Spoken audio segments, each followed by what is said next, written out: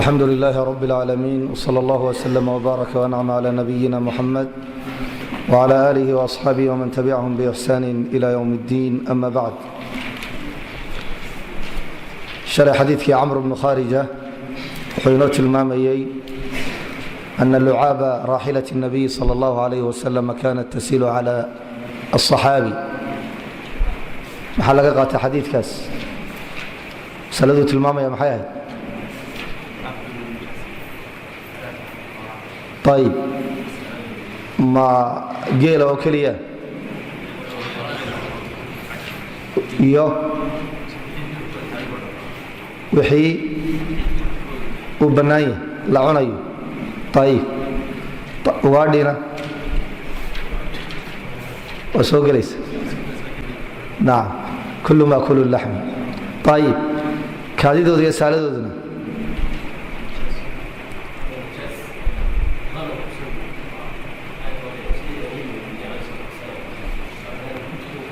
kaadidooda iyo saaladooda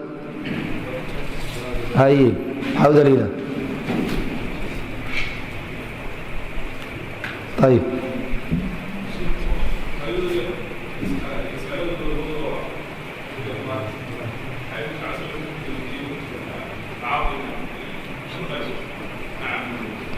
maraabid alghanam naam maxaadinka waa geela waaye iyo mubaarak ayib taasaa u daliila xerada ariga lagu tukanayo tageelana tageela lagu tukan maayo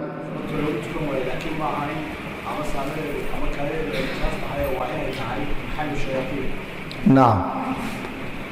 cillo kalea loo diida laakiin cilladu najaasa maaha cilladu najaasa maaha maxaa sii xoojinaya geela naam أن يشربوا من أبوالها وألبانها نعم كهذه بقى لقول دوية والله بنية إني عبان إن لا يسكت دوية حرانا ما بنانا طيب حديثكم حكى الله المامي إن بنان تاهي حولها دشوا ده إن لقوا خطبة يوم من برلقدت يا ما بنان تاهي هكذا نعم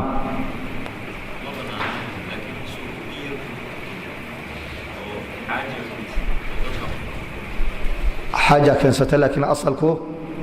والنهي وصين التلماني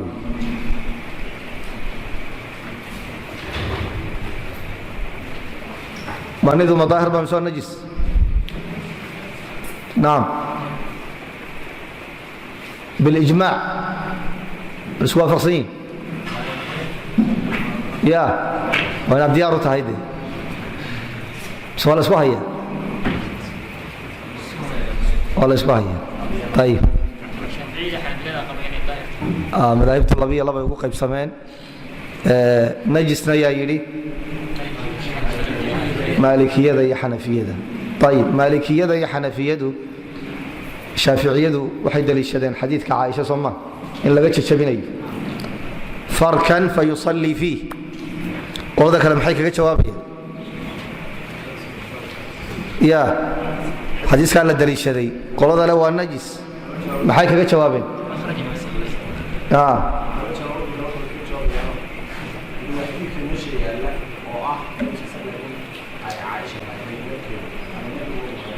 ma yidhi baa la sheegay waa mid tasma waa daliil kale laakiin jajabidaas la sheegay in aan la maydhin maxay kaga jawaabeen lafdiga qusliga isla xadiidka lagu sheegay way ku cadeeyeen jawaabo kale ma inaan sheegin laakiin waa qusliga unkaas qusliga inuu badnaa laakiin jawaabooyinka kaga jawaabeen waxa kamid ah in nabiga calayhi salaatu wasalaam laba shay u lahaa midna uu ku seexanay libaasu nawm buu midna libaasu salaah buu marka kan laga jajabinay waxa kii hurdada ayuu soo hadda dad baad sameeya macuusna ku seexanay midna ku tukanay sidaasay waxa weeye ku tawjiihiyeen laakiin taasi waa dhaif jiddan sida xadiidka ka muuqanaysa waa ka duwan tahay ta kale waxay noqonaysaa riwaayaat badan وإن بقع الماء في ثوبي فيخرج إلى الصلاة xadiisku tilmaamay salaadu u baxay maradiisu ay qoyan tahay oo waxa weeye buqcadihii ay ka sii muuqdaan la maydhay xilliga noocaasana dee xaalku ma keensanayn maryo badan oo la isku badbadalo mid hurdo iyo mid suuq iyo mid xaflad iyo waxa weeye lama aqoon maryuhu mid bay ahaayeen ka lagu seexanayo ka lagu tukanayo ka la xidhanayo dhammaan isku mid bay ahaayeen marka waa jawaab daciifa saxiixuna saynu tilmaanay wey ya ha labadaas oo keliya wax najaasa haddaanay kaa gaadhin waad ku tukanaysa mushkila ma leh إن شاء الله. وعن أبي سمح رضي الله تعالى عنه قال قال النبي صلى الله عليه وسلم يغسل الله ميري من بول الجارية إن أنت كاديد إذا حق إذا والله يسكن ميري ويرش الله رشين يا من بول الغلام إنك كاديد السنة والله رشين يا الله ميري ماي خرجه أبو داود والنسائي وصححه الحاكم حاكم نوى صحيحي صحابي أبو السمح بالله هذا كن يدا سكو عن بحي magaciisana iyaad baa lagu sheegay nabigana calayhi salaatu wasalaam xadiidkan buu ka wariyey xadiidkan oo keliya ayuu nabiga ka wariyey calayhi salaatu wasalaam bacdu lculamaana laba xadiid bay u sheegeen laakiin labada xadiid isku hal xadiid bay isugu noqonayaan oo nasaa'i iyo culimmada qaar baa kala qaaday oo laba baab ku kala sheegay oo isla xadiidkan qaybtiisa koowaad ayaa nabiga calayhi salaatu wasalaam waxaa loo keenaya xasan iyo xuseen baa loo keenay qayb bay ahayd taasi qaybta dambena waxay ahayd mid ka mida ayaa nabiga ku kaajay calayhi salaatu wasalaam dabeedna xadiiskana soo baxay idan hal xadiis buu isugu noqonayaa waa saxaabi lagu tilmaamay khaadimu nabiy sala allahu calayhi wasalam inuu ahaa mawla nabiy sala allahu calayhi wasalam inuu ahaa ibnu cabdilbarna wuxuu tilmaamay isticaabka inuu lumay saxaabigaasi kadibna meeluu ku dhintay waxa weeye jaan iyo cidhib la waayey oo waxa weeye warkiisa la waayey mafquud uu ahaa xadiidka sidaa uu tilmaamay waxaa soo saaraya abu daawuud iyo nasaa'i xaakimna waa saxiixiyey dahabina waa waafaqay bayhaqina bukhaari wuxuu ka soo naqliyey inuu yahay xadiidku xasan inuu yahay oo bimacnaa la xujaysanayo waxaana daciifiyey alxaafid ibnu cabdilbar ayaa daciifiyey oo ku tegay xadiidku inuu daciif yahay waxaana ku waafaqay ibnu cabdilxaq ilishbiili saaxibu ljamci bayna asaxiixayn ayaa isaguna ku waafaqay oo xadiidka daciifiyey ibn lmulaqin waxa uu yihi walxaqu sixatahu sida dhabta ah ama xaqu uu yahay waa inuu xadiidku saxiix yahay waayo bukhaari baaba oo amiir lmuminiina fi lxadiid ah ayaa xasan ku tilmaamay wuxuuna leeyahay xadiidku shawaahid badan buu leeyahay uu ka mid yahay xadiidkii ummi qays binti mixsan ee ku yimi saxiixaynka ku yimi bukhaariyo muslim isku waafaqayeen annaha atat bibni laha sagiirin ila nabiyi sala allahu calayhi wasalam lam yakul الطacaam faajlasahu fi xajrih fabaala cala thawbihi fadacaa bimaa'in fanadaxahu walam yagsilhu xadiidkaasi wuxuu tilmaamayaa inanka kaadidiisa nabigu calayhi salaatu wasalaam inaanu iska maydhin ee biyo uu ku shubay bal waxa la caddeeyey walam yagsilhu xadiidkan shaahid buu u yahay walow gabadha aan lagu tilmaamin laakiin keligii hadduu meesha yimaado inanku wuxuu noqonayaa xukumkii caamka ahaa ee ahaa kaadida in la iska maydho inuu meesha ka baxo inantuna waxay baaqi ku noqonaysaa asalkiibay baaqi ku noqonaysaa waxaa kaloo timi axaadiid kale oo sunanta ku timi oo iyaduna saxiixa oo xadiidkii caliy bnu abi aalib uu ka mid yahay ee tirmidi ku yimi culimmaduna ay saxiixiyeen isaguna xadiidkan uu la mid yahay oo inanka iyo inanta waa la kala qaado xadiiu ummi lfadl lubaaba bint alxaarith cabdullaahi bnu cabaas hooyadii ayaa iyaduna xadiid inoo soo warinaysa inanka iyo inanta lagu kala qaadaya sida xadiidka abisamxi ee aynu baabka ku hayno idan axaadiitaas oo dhan haddii laysu geeyo waxay tilmaamaysaa inanka iyo inantu inay kala duwan yihiin xadiidka abisamxina wuxuu noqonayaa xasanun bishawaahidi ama saxiixun bishawaahidi haddii isnaadkiisao keliya xasan lagu tilmaamo sidaasaanay u dhowda oo isnaadkiisa ninka la isku hayo Muhall ibn Khalifa ninka noocaasa xadiidkiisu waa xasan weey hadduu ugu hooseeyo shawaahidan haddii lagu xoojiyana saxiix ayuu gaadhay idan waxaan leenahay xadiidku waa sugan yahay oo waa saxiix masaaisha uu tilmaamayo ama alfaadiisa haddii aynu eegno waxaa la tilmaamay yughsalu wa yurashu ghasliga iyo rushaynta waa kala duwan yihiin alfaada qaar waxaa ku timi sida xadiidka ummi qays ee saxiixaynka ku yimi waxaa ku yimi fanadaxahu nadxigana waxaa loo isticmaalaa bimacna alghuslina waa loo isticmaalaa macna rashina waa loo isticmaalaa haddana waxaa looga jeedaa rushayn baa looga jeedaa maydhidda iyo rushayntana maxaa u dhaxeeya waynu fahmaynaa laakiin rushayntu ma aha tanaynu waxa weeye wajhadahoo kale iyo aynu biyaha ku bilbilno aynu ku tafriiqina loogama jeedo ee waxaa looga jeedaa goobtii in biyaha la wada gaadhsiiyo laakiin biyaha aan laga tuujin yacni in lagu shubo oon lagu badiyo taasaa looga jeeda ee intaad sacabka qaadato inaad saa ugu saydhisa loogama jeedo nadxiguna waa kaas ghusliguna waa inta biyaha inta lagu badiyo in laga tuujiyo oo laga maydho oo biyahaas waxa weeye ghusaalada ah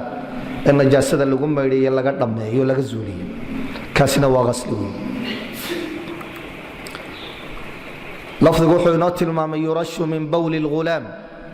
culimmadu waxay isweydiiyeen ghulaamkaasi waa ka intee da'diisu ay tahay aqwaal baa ku sugan laakiin waxaanu ka soo qaadanaynaa sidaynu qaacidadeennu ahayd aqwaasha inta ugu xooga badan baynu ka tilmaamaynaa ee daliil kale laba qowl baa ugu cadcad qowl waxa uu leeyahay oo culimmadu ay u badan yihiin waa alladii lam yakul iطacaam waa inanka aan cunto cunin lam yakul iطacaam waayo axaadiistana taa waa laga fahmaya oo xadiidka ummi qays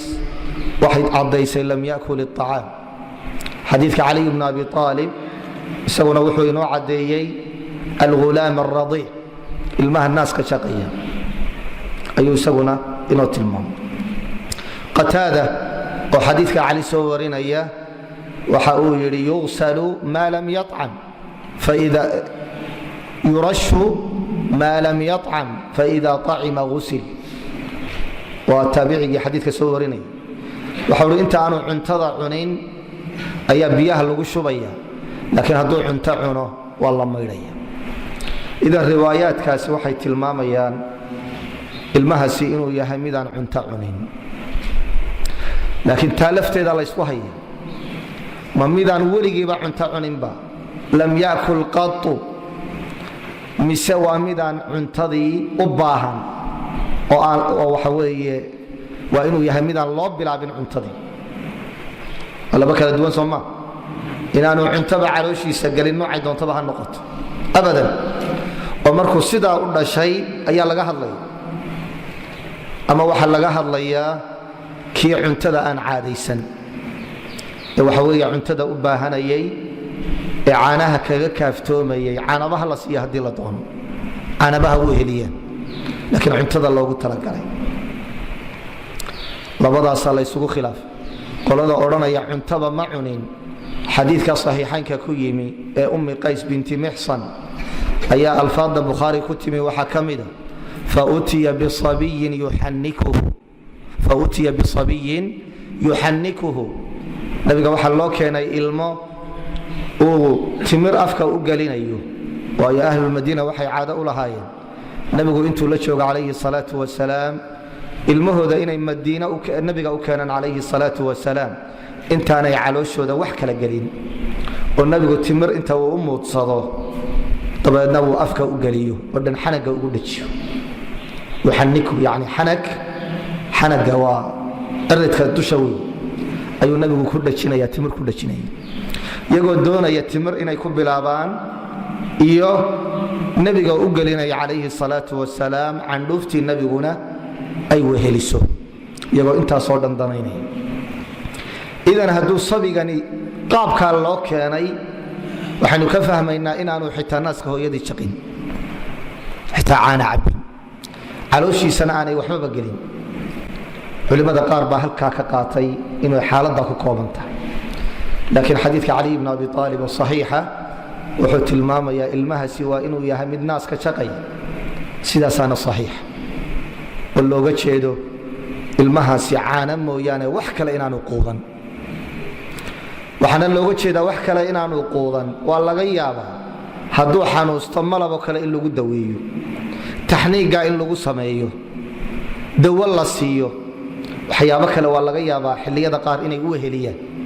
laakiin waa inaanay cunto caadiya u noqon uu u baahanayo u gaajoonayo sidaasaa waxa weeye saxiixa oo xoog badan caanahaasi waa caanahaasi horta caanaha hooyadii waa la isku waafaqsan yahay waa muttafaq gabadh kaleoo naas siinaysana caanaheeda waa la mid laakiin koostada iyo ankarta iyo kuwaas haddii kuwaa la siiyo xukunkeedu muxuu noqonaya waxaan leenahay waa la mid waayo waa caano walow sheekh ibnu baaz raximah اllahu tacaala uu yidhi axwadku waxa uu yahay maadaama caanihii hooyada aanu ahayn oo caano la sameeyey uu yahay waxyaabo kalena laga yaaba inay iskala socdaan oo laga yaaba cunto inuu dhinac ka noqdo waxaa fiican in la yska daayo oo haddii caanahan qasaaca loo bilaabo waa in la yska maydhaa yaanay wax kaleba yaanay u wehelin laakiin waa min baab alixtiyaad asalkuna waxa uu yahay haddii uu caana u quudanayo caano waxa weeye ha noqoto bini aadan waa hooyadii ama gabadha kale naaska siinaysa ama waxa weeye caano xoolo laga soo lisay ha noqoto caanaha xoolaha laga soo lisay mid toosa ha noqoto neefkii si toosa looga soo lisay ama mid lasoo qascadeeye ha noqdo wuxuuba waa caano un baynu leenahay waxna yeeli maysa xukumka hadduu inanku sidaa yahay waa layska rushaynaya layska maydhi maayo inantana waa layska maydhaya xadiidku masaladaasuu inoo tilmaamo inanka iyo inanta in la kala qaadayo xanafiyada waxay leeyihin lama kala qaadayo waa isku xukum weeye waayo wuxuu waa kaadidana waxaa laynoo jiidaya in la iska maydho iyagu waxay qabaan yugsalaani jamiican da'doodu intay doontaba ha noqoto labadaba waa la maydhaya inanka iyo inantuna waa isku xukum inanta xukumkeeda waa la qabnaa laakiin waxay diideen axaadiistan tilmaamaysa inamada iyo hablaha in la kala qaado qowlkooduna waa daciif oo ma xoog badnaa awsaaci baa isagana laga sheegay labadaba in la rushaynayo oo aan la maydhay oo haddii la sheegay inankii la sheegay inantuna waa la mid oo waa looga qiyaas qaadanaya qowlkiisuna waa daciif waayo haddii xadiidka ummi qays oo keliya la daliishan lahaa oo la odhan lahaa inan baa loo keenay aan cunto cunin oo daliil kale aan lahayn waxay noqon lahayd inantana in la haleeshiyo oo la yidhahdo iyaduna cunto may cunin laakiin axaadiistan aynu hayno abi samx iyo ummi lfadl iyo xadiidka caliy bnu abi aalib dhammaantood labadaba intay sheegeen bay midna xukum siiyeen midna xukum siiyeen idan in la sima waa daciif weeye qowlka saxiixahi waa qowlka noocaas idan masaladaas saxiixeedu waxa uu yahay sidaas xadiidku tilmaamayo ayaa loo qaadanaya qaydkeedana waa sheegnay maxaa lagu kala qaaday inanka iyo inanta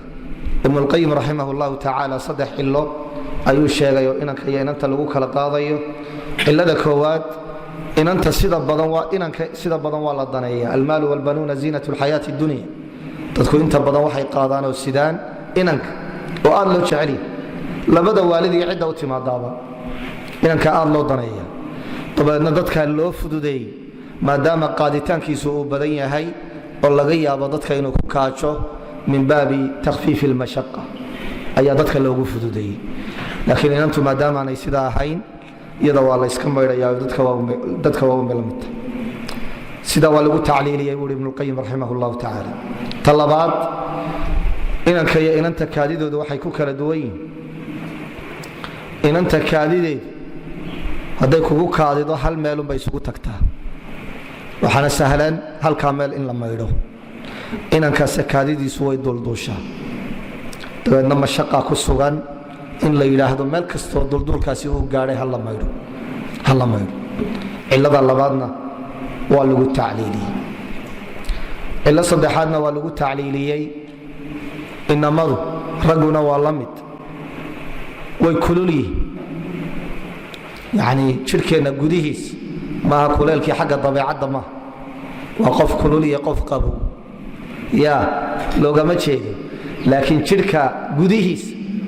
ayaa dabeecada ragga loo sameeyay oo inamaduna ay soo gudagalayaan waxay tahay kulayl dumarkuna waa cagsiga waa qabow dabeecada jirkooda kaadidii ay kaajayeen waxa weeye urteeda iyo waxa weeye midabkeeda iyo kaadinimadeeda waxa khafiifinaya ragga kulkooda khafiifinaya idan urtooda way ka khafiifsan tahay midabkeeduna waa ka khafiifsan tahay وهكذا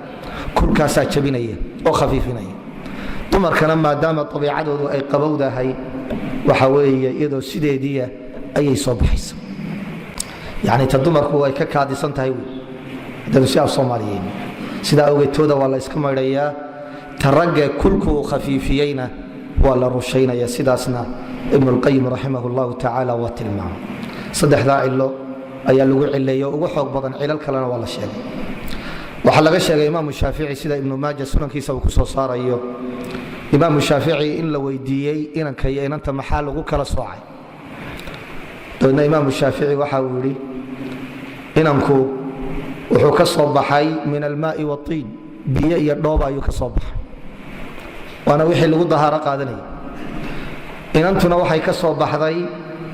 min bayni lahmin wa dam ayay ka soo baxday taa inay ku kala duwan yihiin buu tilmaamay imaam shaafici ninkii waxa uu ku yiri hal fahimta hal laqinta ma fahantay oo ma ku laqima masaladaas imaam shaafici waa uu cadeeyay waxa uu aadam alayhi salaam waxa laga sameeyay biyo iyo dhoob laga sameeyay waayo dhoobadu waa ciid biyo lagu shubay Soomaa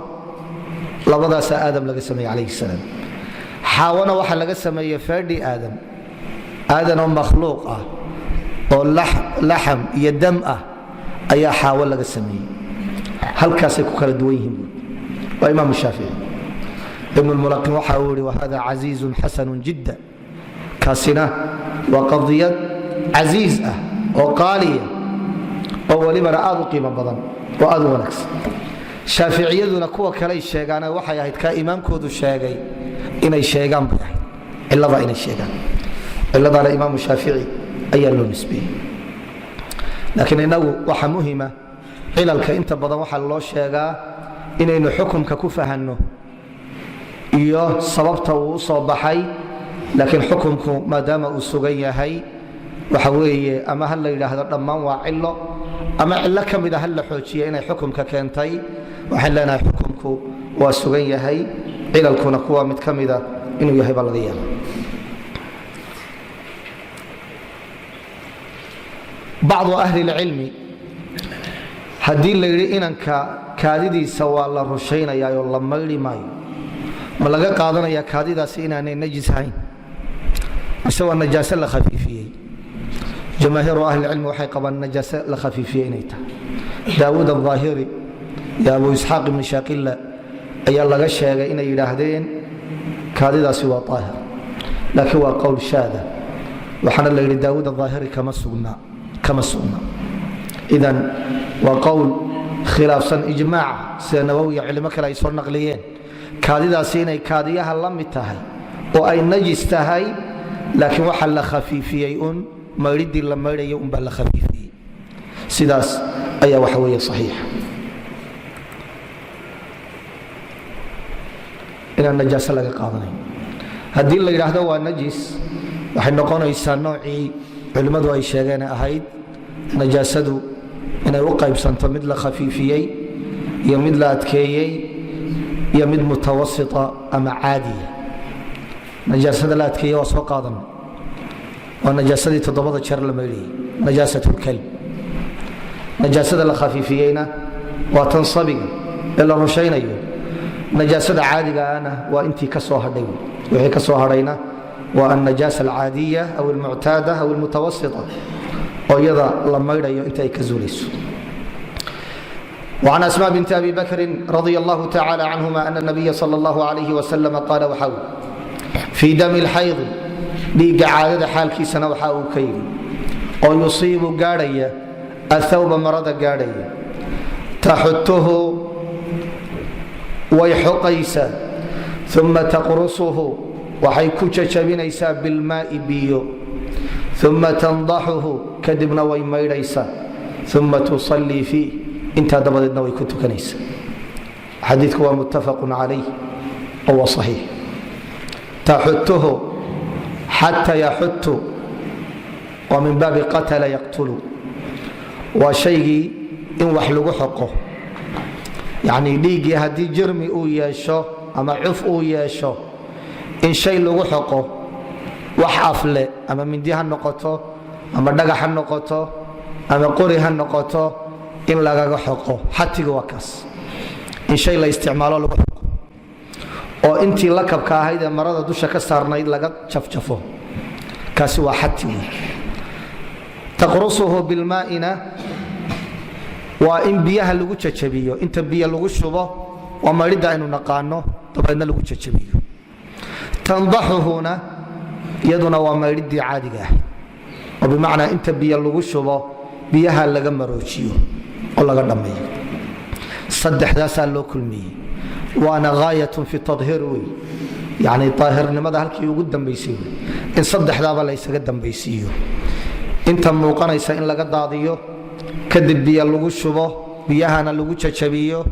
kadib haddana biyo dambe lagu shubo biyahana laga tuujiyo nabigu calayhi salaatu wasalaam qaabkaasuu inoogu sheegay masaladuu tilmaamaya waxay tahay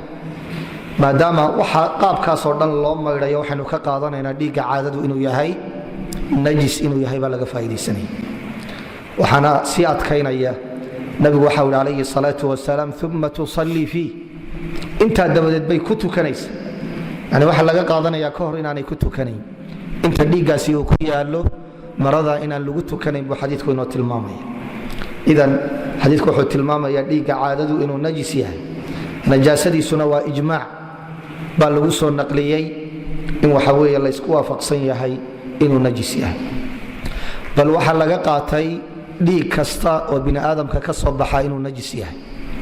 oo dhiigga caadadu uu kow ka yahay dhiigaga kalena ay la mid yihiin ka umusha iyo ka istixaadada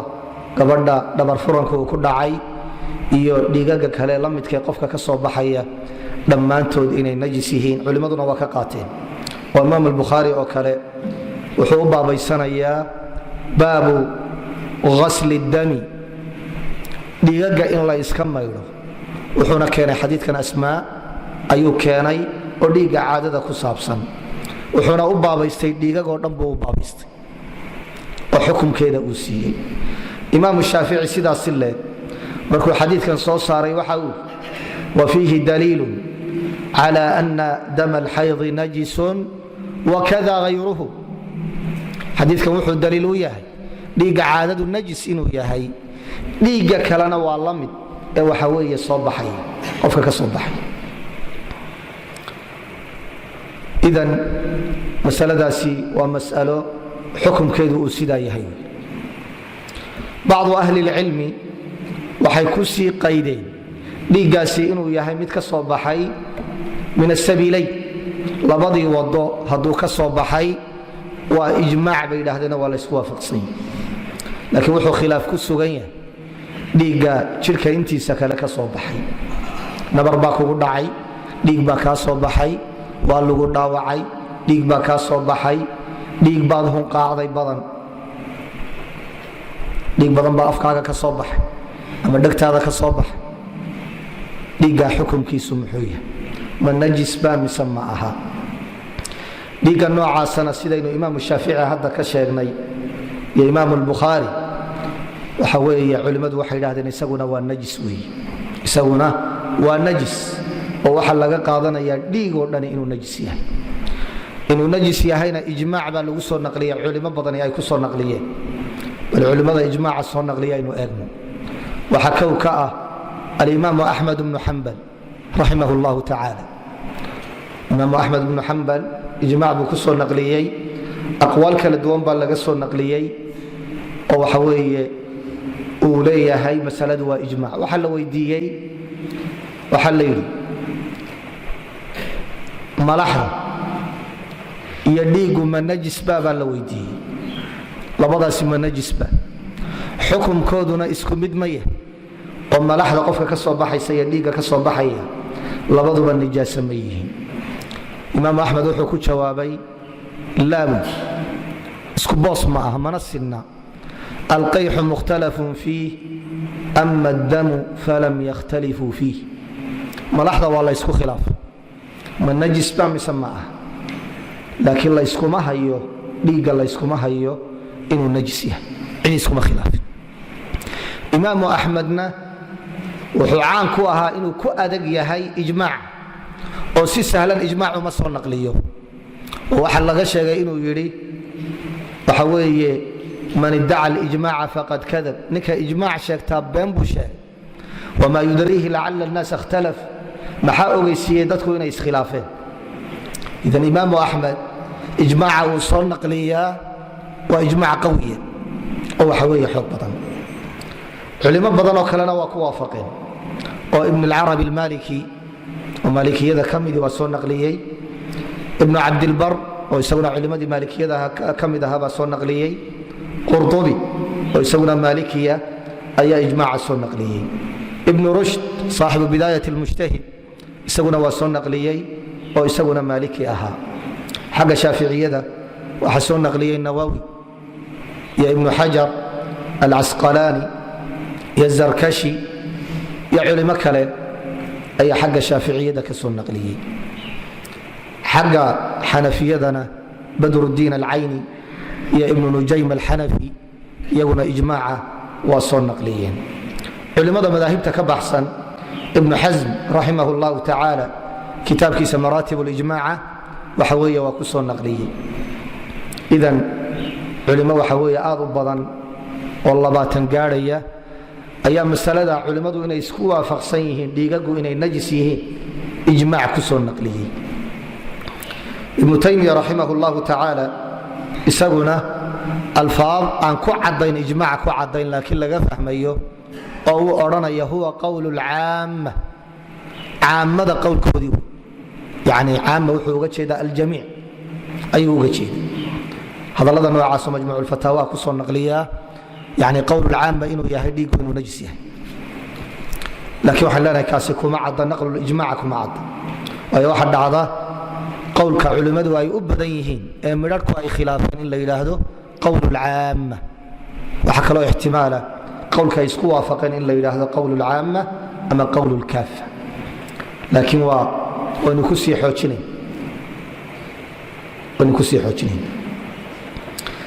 idan culimmadaasoo dhani sidaasay ku tageen adilo badanna waa daliishanayaan adilada waxaa ka mida xadiidkan hadda aynu meesha ku hayno ayaa ka mida oo adiladooda ka mida xadiidkan oo nabigu calayhi salaatu wasalaam tilmaamay dhiigga caadada in la yska maydhay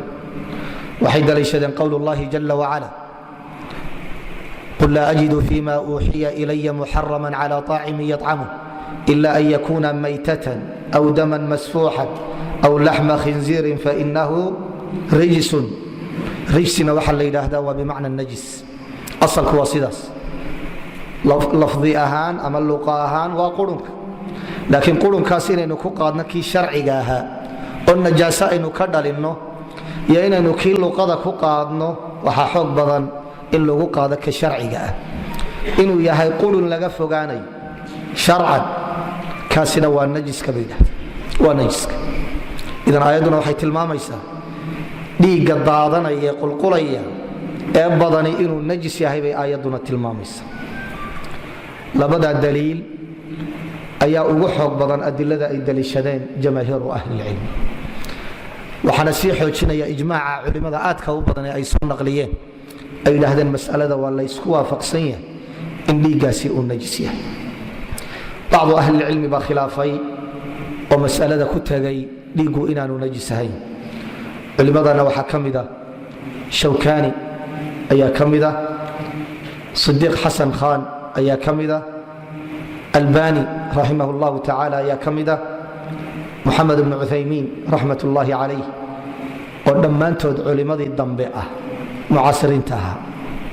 shawkani iyo sadiiq xasan khan baa waxoogaa ka horeeyey laakiin culimada kalena culimo mucaasiriina bay ahaayeen culimadaasi waxay yidhaahdeen ma hayno daliil tilmaamaya dhiiggu inuu najis yahay waxayna daliishadeen adilo badan oo kow ay ka tahay qaacidadii aynu tilmaannay asalku waxa uu yahay ahaara haddii la waayo daliil najaasaynayana najis ma aha waxay daliishadeen xadiidkii sunani abi daawuud ku yimi labadii saxaabi ee ilaalada ahaa ee midi uu tukanayey ee ninkii gaalka ahaa u yimi ee uu leebka ku dhuftay ee isagoo tukanaya leebka inta uu iska soo saaray dhinaca u dhigay ee haddana mar labaad uu leebkii ku dhuftay ninkii gaalka ah ee intuu iska soo bixiyey uu dhinaciisa dhigay mar saddexaad markuu ku dhuftay intuu xamili waayey iyadoo intaaba dhiiggu uu ka qulqulayo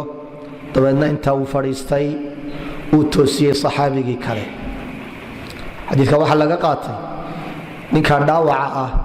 iyadoo dhiiggii ka soconaya inuu salaaddii sii tukanayay ayaa waxa weeye laga qaatay waxaa la mida cumar bnu lkhaaab radia allahu tacaala canhu markii la dili doono ee salaadda uu tujinayay saxaabada ee la dhaawacay salaadda waa sii tukaday wa jurxuhu yahcubu daman iyadoo uu burqanayo dhaawiciisu ayuu salaadda sii tukanayay oo ma odhan najaasa iga soo baxday oo salaaddu ansixi maysa ma odhan waxay daliishadeen hadalkii xasan ee imaam albukhaari uu saxiixiisa ku soo saaray ee uu lahaa maa zaala almuslimuuna yusalluuna fii jaraaxaatihim muslimiintu taabici buu ahaa jaliila muslimiinta ka horraysa uu sheegayaana waa saxaabadii mujaahidiinta ah muslimiintu kamay zuulin iyagoo dhaawaca inay tukanayeen kamay zuulin cabdulaahi bni cumar bura ayaa ku taallay kadibna uu dilaaciyo dhiig baa ka yimi dhiigiyo ka da'aya ayuu tukaday cabdulaahi bni mascuud saas si leeg iyadoo dhiigu ka socdo ayuu salaada tukaday sida ibnu abi shaybay ay soo saarayaan waxyaabo badanoo noocaasa ayay daliishadeen adilo badanoo noocaas aayaddana waxay kaga jawaabeen waxaa la yidhi fainahu rijsun baa layidhi rijsigaasi waa kii macnawiga ahaa sidaynu hore usoo tilmaannay inama almushrikuuna najasun alansaabu wاlazlaam rijsun min camali shayطaan ma aha najaaso xisiya ma aha ee waxa looga jeedaa waxa weeye tii macnawiga ahayd baa looga jeedaa najaaso xisiya ma aha taana ixtimaalkaasay geliyeen adiladana waa daliishadeen khilaafkaana masalada waa geliyeen laakiin waxa isweydiin leh shawkani oo waxa weeye 200 ama 300 sano ugu badnaan sii mootan iyo culimmadii ka horeysay oo ijmaac soo naqliyey wax khilaafsanna aan lahayn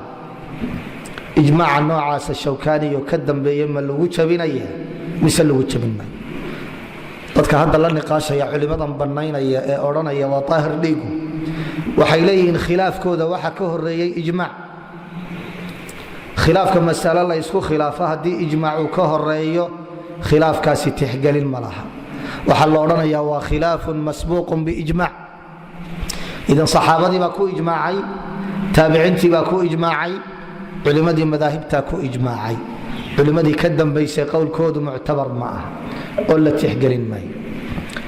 ama waxyaabaha saxaabada laga soo naqliya aynu tilmaannay maxaa laga yeelaya saxaabigii dhaawaca ku tukanayay cumar bnu lkhaaab cabdulaahi bni cumar ibnu mascuud oo iyadoo dhiig ka socda ay tukanayeen xasan hadalkiisuna uu sii xoojinayo oo uu leeyahay dhaawaca way ku tukanayeen maxaa lagaga jawaabaya culimmada ijmaaca soo naqlinaysaa waxay leeyihin xaaladda noocaasi waa mustanano waa la soo reebaya oo dhiiggu hadduu yahay mid soconayo aan kala go' lahayn kaas waa mid la iska cafinayo la odhan maayo najis ma aha laakiin xaaladdu waxay keensanaysaa qofkaasi inuu tukado waayo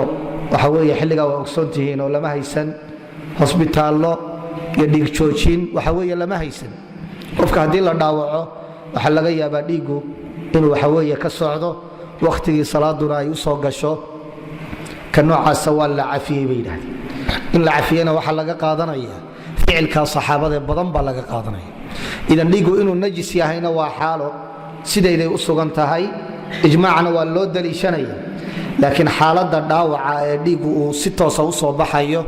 ee aanu joogsanayn xaaladda noocaasa waa laysu cafinaya sida laysu cafinayo dhiigga waxa weeye yar ee aan badnayn oo ibnu mascuud dhiigga ka imanayay iyo cabdullaahi ibnu cumar burada uu daadiyey dhiigga ka imanayay dhiig badan maaha dhiiggana waa laysu cafinaya idan waxaa saxaabada laga soo naqliyey labada xaalaa lagu qaaday inuu yahay dhiig dhaawacuna xaal gaara buu leeyahay iyo inuu yahay dhiigaan badnayn oo waxa weeye qodax baa ku mudday waxoogaa dhiiga baa kaa socda ama makiinad baa ku jeexday dhiigaan badnayn baa kaa yimi dhiigga noocaasa waa lagu cafinaya ama neef baad qashay dhibcaa kugu soo duulduulay dhiiggeedii dhibcahana waad ku tukanaysaayo waa lagu cafiyey taana ijmaac baa lagu soo naqliyey dhiiggu haddii aanu badnayn oo yasiir uu yahay in waxa weeye laysu cafiyey laakiin macnuhu ma aha najaaso ma ah ee inaad ku tukato ayaa lagu cafiyey inaad ku tukato salaaddu way ku ansaxaysaa hadduu noocaya waana sida ijmaaca lagu soo naqliyey waa dhiigga badan wey laakiin hadduu yasiir yahay waa mid laysu cafiyey axwadkuna waa sidaas ayaa axwadku yahay dhiigga badan in layska ilaaliyo oo waxa weeye layska maydho oo uu najis yahay haddii madaahibtu ay meel isugu yimaadaan haddii laga haybadaysanayay hadda waxa weeye ijmaac baaba lagu soo naqliyey a'immadii tagtayna wax si cad u khilaafay marka laga yimaado ficiladaas oo laga jawaabayo wax qowl cad laga hayo odhanaya dhiigga badan ee qofka ka soo baxaya najaasa ma ah waxa weeye lama hayo bal bacdu ahli اlcilm ama طalabaة اlcilm اlmucaasiriin qowlkan dadka qaba waxay yidhaahdaan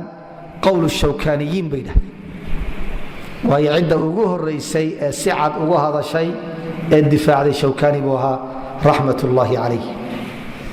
waxyaabaha ibnu cuthaymiin raximah اllahu tacaala uu sii xoojiye waxaa ka mid ah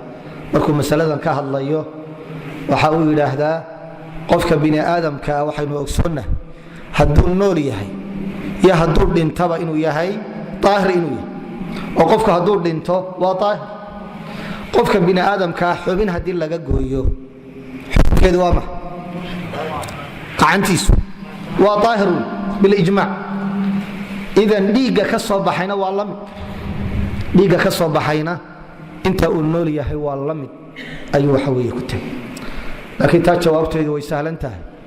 oo jawaabteedu waxay noqonaysaa dee kaadidii ka soo baxdayba waa najis kaadidii ka soo baxaysayba isagoo nool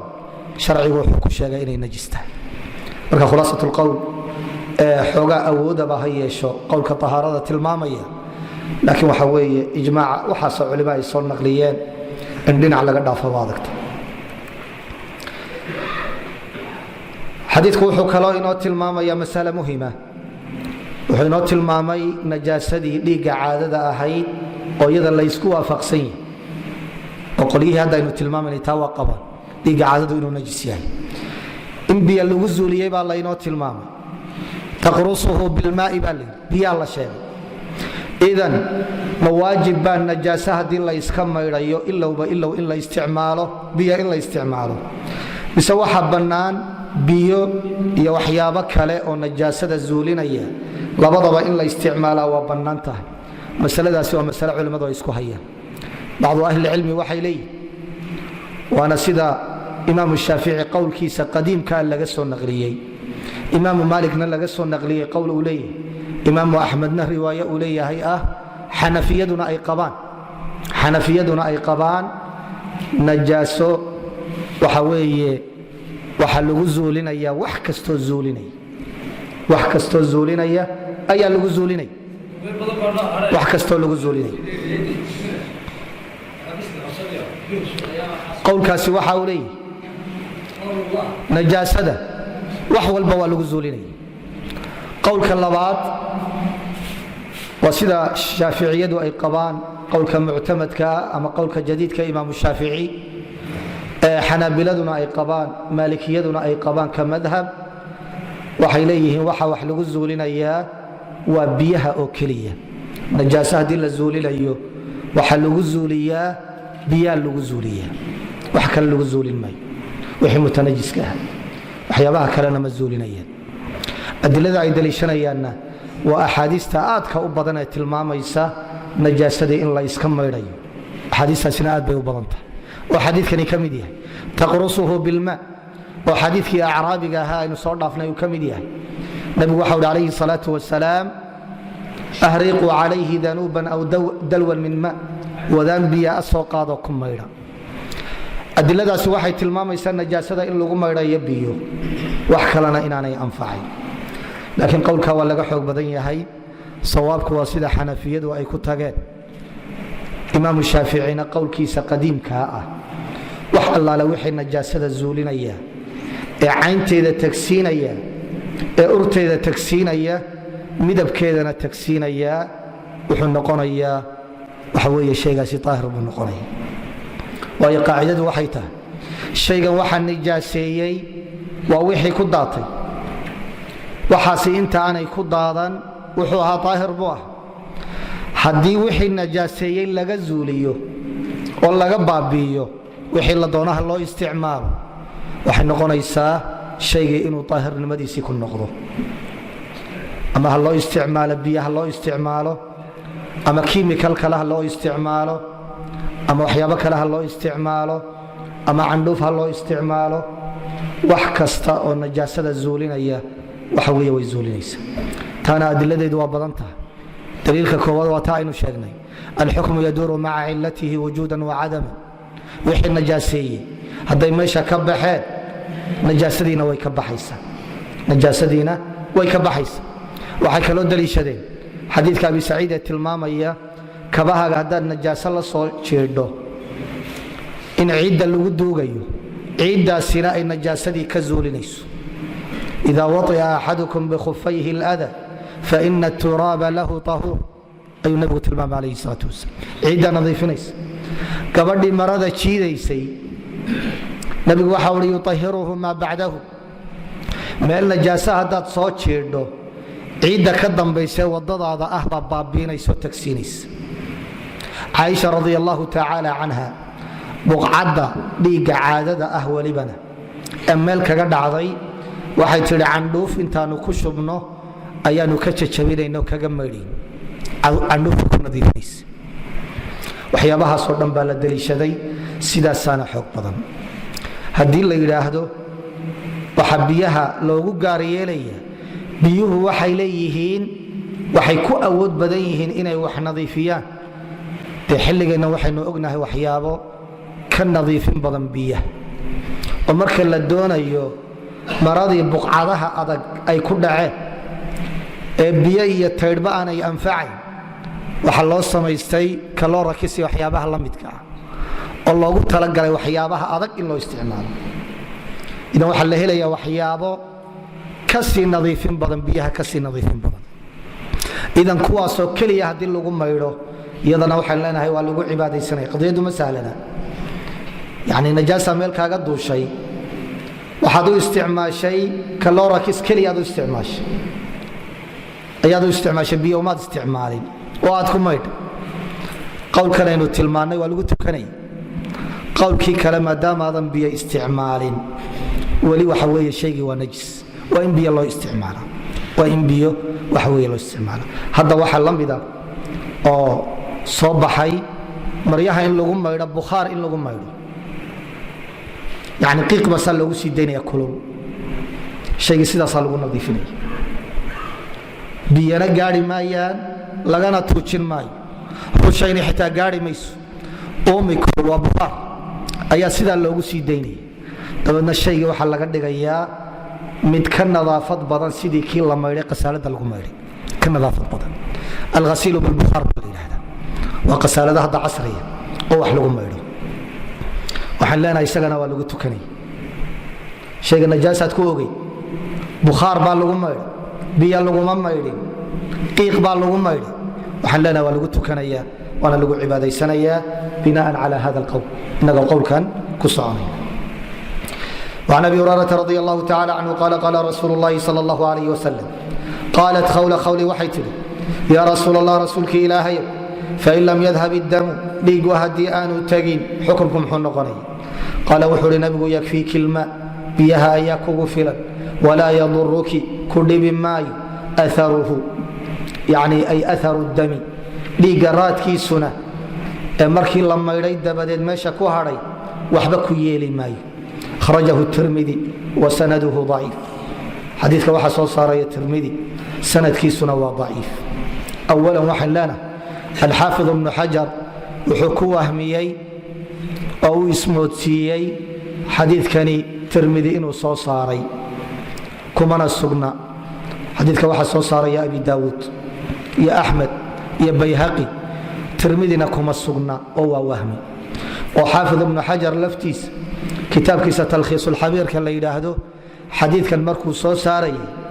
tirmidi ma sheegina abu daawuud ayuu sheegay sidaasi leeg ibn lmulaqin markuu xadiikan soo saarayay ee cidda soo saartay uu sheegayey tirmidi ma sheegin mizi baa la mida tuxfat lashraafka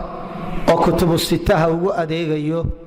abi daawuud buu sheegay laakiin tirmidi ma sheegin nusakda tirmidi dhammaantoodna kuma sugna xadiikani kuma sugna marka taasi waa wahmi wey waa wahmi xaafidka ka dhacay halka uu leeyahay tirmidi waa abi daawuud baa xadiikan soo saaraya min bayn اlkutub الsitt sanadkiisa waxaa ku sugan cabdulaahi bnu lahiicana waa nin aad la ysugu khilaafay muxadisiintu saddex qowl baa ugu weyn qolo yidhaahda waa daciif muطlaqan ibnu lahiicaba hadduu yahay xadiikiisa lama daliishado oo xadiikiisa daciifinaya iyo qowl labaad oo odhanaya ibnu lahiica dhammaantii waa iqo xadiikiisana waa la xujaysanaya walow laga badan yahay iyo qowl saddexaad oo tafsiil gelinaya qowlka daciifinaya muطlaqan a'imo badan baa ku tegay oo ibnu maciin uu ka mid yahay yaxya bnu saciid alqaطaan uu ka mid yahay abi xaatim araazi uu ka mid yahay jahaabido waaweyn oo a'immat lcilal ah ayaa xadiikiisa muطlaqan u daciifiyey ibnu xibbaan oo ka dambeeyeyna sidaasuu xoojiyey waxa weeye kitaabkiisa majruuxiinta ah kaasi waa qowlka labaad tafsiil buu gelinaya tafsiilkaasaana xoog badan in loo kala qaado intii xifdigiisu isbedelay iyo markii uu isbedelay dabadeed waayo ibnu lahiica waxay ku tilmaamaan nin kutub labu ah oo kutubtiisa ka faa'iidaysta oo kutubtiisa u noqda oo kutubtiisa xadiidka ka sheega xifdu kitaab buu caan ku ah dabeedna waxaa dhacday kutubtiisii inay gubatay kutubtiisii hadday gubatay wuxuu isku dayey inuu wax ka xasuusto markuu bilaabay xifdigiisa inuu wax ka sheego isagoo kutubtiisu ay gubatay ayaa khaladkiisu batay halkaasaana looga yimi idan intii aanay kutubtiisu guban ee kutubta uu noqonayay ciddii wax ka maqashay xadiikiisa waa la aqbalaya intii kutubtiisu ay gubatay dabadeedna ciddii wax ka qaadatay xadiikiisa waa la celinaya oo waxa baabulikhtilaatka lagu yaqaano xadiikanan aynu hayno dadka ka warinaya haddii aynu eegno waxaa ka mida cabdulaahi bnu wahbin baa ka mida cabdulaahi bnu wahbinna waa dadkii ka qaatay inta waxa weeye aanu isbedelin waa dadkii wax ka qaatay markuu isbedelay dabadeedna waa dadkii xadiikiisa iska ilaaliyey idan cabaadilada saddexda ah waa cabdulaahi bnu lmubaarak iyo cabdulaahi bni wahb iyo cabdulaahi bnu yaziid almuqri saddexdaasi hadday ka wariyaan cabdulaahi bnu lahiica xadiikooda waa la aqbalaya wixii ka soo hadhayna waa daciif xadiikanna waxaa ka qaadanaya cabdulaahi ibnu wahbin ayaa ka qaadanaya marka taasi xadiika way inoo xoojinaysa xadiika waxayn leenahay waa saxiix sida awgeed baa bayhaqi saxiixiyey albanina uu saxiixiyey marka halka uu leeyahay xaafidku wasanaduhu daciif tacliiqaasaa ku sugan yani sanadkiisu wuxuu daciif u yahay ibnulahiica ku sugan laakiin ibnulahiicana hadal baa ku sugan taxqiiq waa sida aynu sheegnay in tafsiilka in la gelinayo xadiikana waa la xujaysanaya xadiiku masale muhimuu inoo tilmaamayaa masaaisha kaleu tilmaamaya waa ka soo hadalay waa dhiigga laga hadlaya waa dhiiggii caadada masalada uu tilmaamaya waxay tahay haddii dhiigga caadada la maydho oo biyuhu ay ku filnaa waayaan biyo keliya lagu maydho maraduna way cadday dhiig caadaa gaadhay dhiigga midabkiisana waa ogna walibana dhiig caadaa hadduu yahay midabkiisu waa ka adag yahay dhiigga kale sida xadiista ku timi aswad waa madowyi yani wuxuu sii gashan yahay casaanka ayuu ku fogaaday ilaa uu madow ka noqday idan waxaa laga yaabaa maradii caddayd haddii biyo keliya lagaga maydho in meeshii casuusi ku hadho casuustaa si kasta haddii la isku dayo in looga maydho looga zuuliyo la awoodi maayo marka xadiidku waxa uu leeyahay inuu tilmaamayaa masalada muhimka ah haddii midabkii uu wax ka hadho waxa weeye laa yaduruka waxba ku dhibi maayo waa lagu tukanayaa waana lagu cibaadaysanayaa laakiin qayd baa ku xidhan waa in juhdi iyo dadaal lagu bixiyo intaa lafteeda in la zuuliyo waayo asalku waa midabka iyo urta iyo dhadhanka saddexdaba in la baabiiyo najaasadu ay keentay sidaasaa asalku yahay waa in intaa dadaal lagu bixiya laakiin markii dadaal la bixiyey wixii ka hadhay ama midab ha noqoto ama ur ha noqoto ama dhadhan ha noqoto ee loo taag waayey waxaan leenahay wax mushkila ah waxa weeye ma laha waxaa la mida markaad saxarada iska maydho qofku markuu xitaa gacanta maydho gacantiisa waxa ku hadhaysa ur baa ku hadhaysa waxa weeye wax dhiba ma laha wax dhiba waxa weeye keeni maayo masalada muhimkaa ayuu xadiidku inoo tilmaamay waxaana laga qaadanayaa waxyaabaha la khafiifiyey ee najaasaadka xaggeeda la iska khafiifiyey inay ka mid tahay ayaa laga faa'iidaysanayaa najaasadaha waxa loo khafiifiyana waxaa ka mida mima tacumu bihi lbalwa dadka inay wada saamaynayso oo ay wada gaadhayso ayaa ka mida waxaa ka mida waxa weeye waxyaabaha la khafiifiyey istijmaarka aarkiisa in la khafiifiyey oo hadda aynu tilmaannay waxaa ka mida inay adag tahay in la iska ilaaliyo mima yascubu ataxaruzu minhu inay adag tahay in la iska ilaaliyo oo waxyaabaha najaasaadka loo khafiifiyo waxaa ka mida inaanay badnayn oo wax fudud ay tahay oo aan badnayn oo xitaa kaadidii haddii ishu aanay qabanayn dhibic kaadiyabaa kugu soo duushay waad arkaysaa inay kugu soo duushay laakiin meeshii ay ku soo duushay baad eegtay wax qoyaana waad ka weyday ishaaduna way qaban weyday bilijmaac waa lagu cafinaya odhan maysid intaasoo dhan baan maydhaya haddaad maydho cidi ku diidi mayso laakiin haddaad ku tukato waa macfi wey waa mid lagu dhaafay waa min likowniha yasiira waa inay tahay wax yar inay tahay wallahu tacaala aclam wsala allahu wasalama cala nabiyina muxamed wcala aalihi wasaxbihi wasallam